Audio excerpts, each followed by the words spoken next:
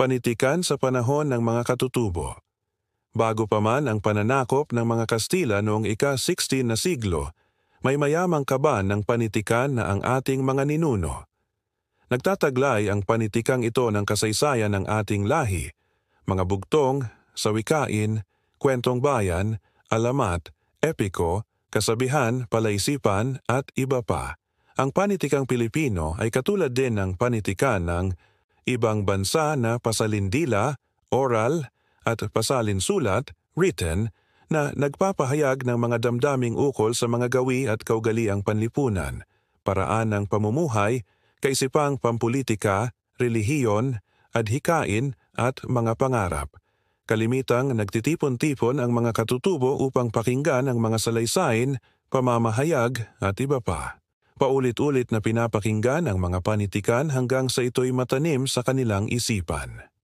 Sa palagi ang pakikinig at pagbigkas ng mga panitikan, nagawa nilang maisalin ito sa susunod na henerasyon.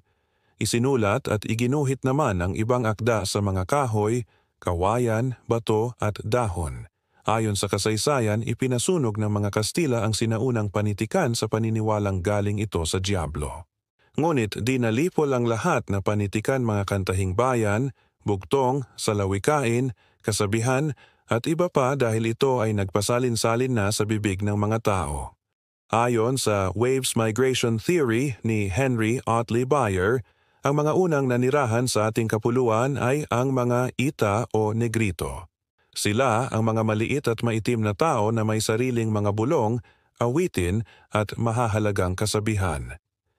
Napakayaman ang kanilang kultura. Pagkatapos nila, dumating naman ang mga Indones mula sa Timog Silangang Asya. Wow! Alam nyo ba na sila ang nagdala ng kaalaman sa pagtatanim at pangingisda?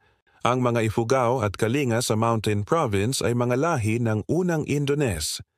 Napakagaling nila sa paggawa ng mga alamat at epiko. Sumunod naman ang mga Malay na nagdala ng kanilang pananampalatayang pagano at mga awiting panrelihiyon. Sila ang mga ninuno ng ating mga kapatid na Muslim sa Mindanao. Napakayaman talaga ng ating kasaysayan, di ba? Pero maghintay kayo, may ibang teorya pa.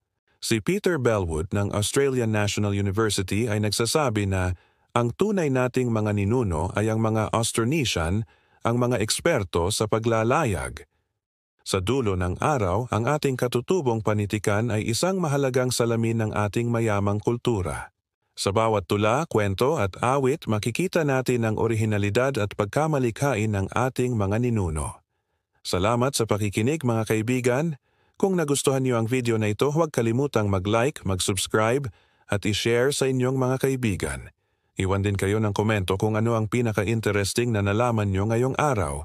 Hanggang sa muli, mga ka-history lovers.